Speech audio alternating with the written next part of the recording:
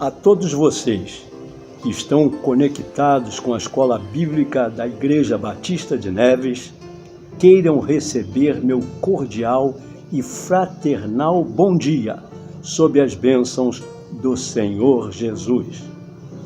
O estudo desta manhã é baseado na lição de número 10 da revista Palavra e Vida, editada pela Convenção Batista Fluminense, sob o título Frutos da Tribulação, de autoria do pastor Felipe Pinto. Pois bem, ele começa o estudo fazendo as seguintes perguntas: por que experimentamos tribulações? Qual deve ser a nossa postura diante delas? É possível aprender alguma coisa? Em fevereiro de 2015, a minha esposa começou a sofrer de uma terrível hemorragia.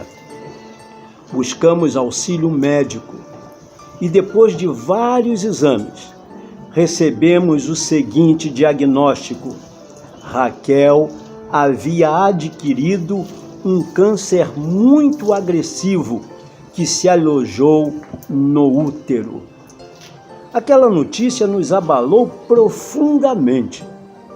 Nós tínhamos uma família feliz, uma bela filha. Pensávamos em outro bebê e éramos cristãos. Em razão disso, fomos levados a fazer perguntas como as que iniciamos esta lição. Infelizmente, as tribulações fazem parte da vida humana. No texto base da nossa lição, percebemos que Paulo estava escrevendo à igreja de Roma, que enfrentava tribulações tanto no contexto social quanto no de sua fé. É bem verdade que os cristãos foram justificados, isto é, declarados inocentes, através do sacrifício de Jesus. O fato de terem sido reconciliados conferiu-lhes paz e o direito de se alegrarem na esperança da glória divina. No entanto, eles não estariam isentos das tribulações.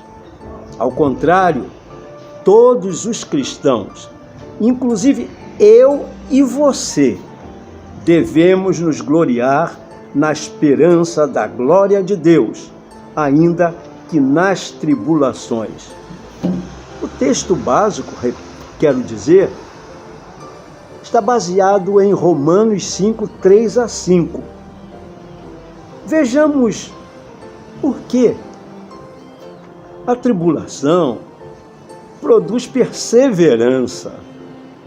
A vida humana nos primeiros anos do cristianismo era mórbida, insalubre e nociva. Nos bairros mais populosos da cidade de Roma, por exemplo, lixo e dejetos eram atirados das janelas das casas. Nesse sentido, as péssimas condições de higiene expunham as pessoas a infecções, enfermidades e, em boa parte dos casos, a morte. Como não havia policiamento, a violência assumia contornos assustadores. Além disso, pessoas que aceitassem a Jesus como Senhor e Salvador estavam sujeitas às perseguições, inicialmente por parte das autoridades judaicas e depois pelo Império Romano. Ainda que o corpo social daquele período dispusesse de deformidades nas suas intercorrências ou irregularidades, eram consideradas parte do processo pelos inspirados escritores do Novo Testamento. Em razão disso, o apóstolo Paulo recomenda que os cristãos deveriam ter especial interesse pelas tribulações. Isso não significa dizer que deveriam assumir uma postura masoquista, isto é, de busca pelo sofrimento ou pela humilhação. Em momento algum, o apóstolo Paulo propõe que o sofrimento resultante das tribulações tenha um fim em si mesmo. No entanto, faz referência ao elemento pedagógico. Como dito por Benjamin Franklin, um dos líderes da revolução que deu a independência aos norte-americanos, viver é enfrentar um problema atrás do outro, o que significa dizer que eles são inerentes à vida humana. Quando o apóstolo Paulo diz que devemos nos gloriar nas tribulações, considera até mesmo a pior delas, isto é, a que pode nos esmagar como um rolo compressor.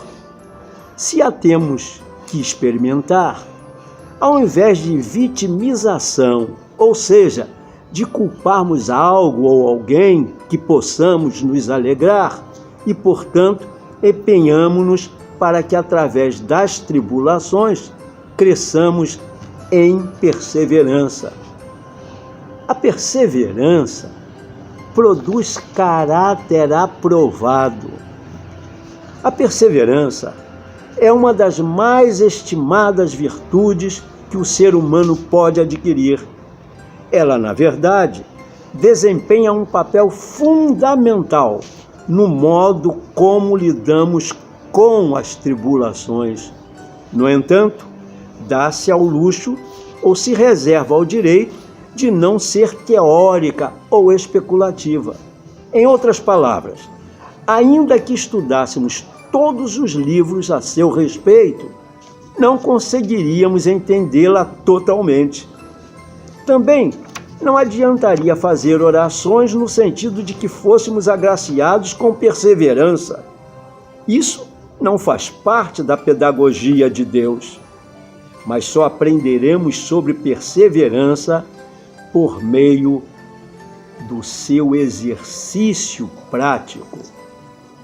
A perseverança de que fala o apóstolo Paulo significa um tipo de paciência que nos faz triunfar.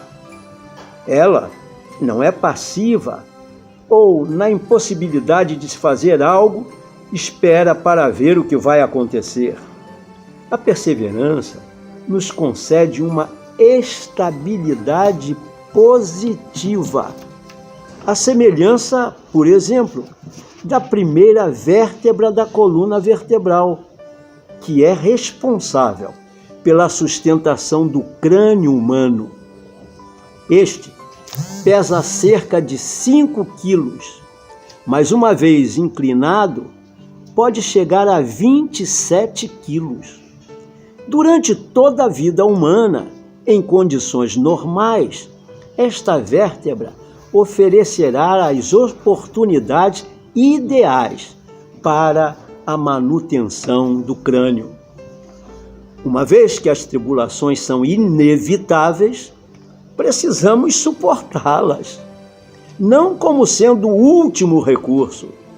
Isso para nada nos adiantaria, mas, na verdade, buscando conhecer mais a natureza dessa tribulação, o que poderemos fazer para amenizá-la e nos colocando inteiramente nas mãos poderosas do nosso Deus.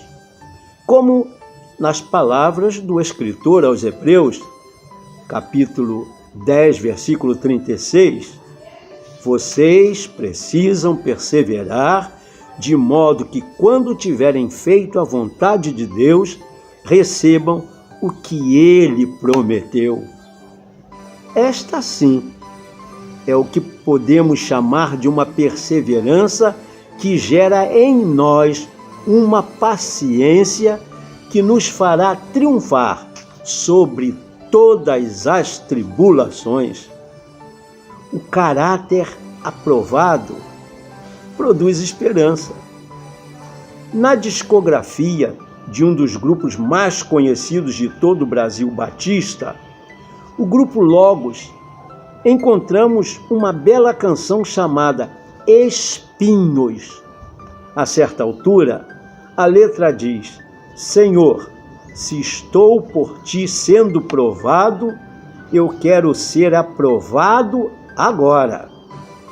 Essa afirmação nos lembra que a aprovação é resultado da provação.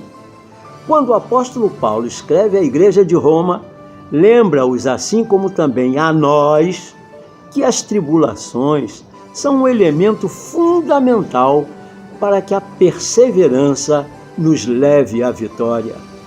Na linguagem por ele utilizada, o caráter aprovado. Do contrário, as tribulações só servirão para nos fazer sofrer. Os cristãos que desejam receber a aprovação são submetidos a um processo semelhante a que um ourives, pessoa que trabalha com metais preciosos, emprega para refinar o ouro, por exemplo. Ao ser submetido ao fogo, extrai-se ou retira-se todo tipo de impureza. A partir de então, torna-se puro. Na mesma medida, ao enfrentarmos as pesadas lutas que a vida nos impõe, com a devida perseverança, isto é, paciência triunfadora, temos a oportunidade de nos tornarmos mais puros, melhores e ainda aproximamo-nos de Deus. Ele, em razão disso, irá nos chancelar ou confirmar o caráter aprovado. O apóstolo Paulo encerra o processo instaurado, ou seja, tribulação, perseverança e caráter aprovado, com a esperança, não no sentido de um otimismo sem fundamento ou temerário. Esse não é um processo cujo resultado poderá apresentar uma surpresa. Pelo contrário, a esperança tem a ver com uma certeza inequívoca ou irrefutável, conquistada por Jesus Cristo na cruz do Calvário. Eu e você nos decepcionaremos. Eu e você não nos decepcionaremos.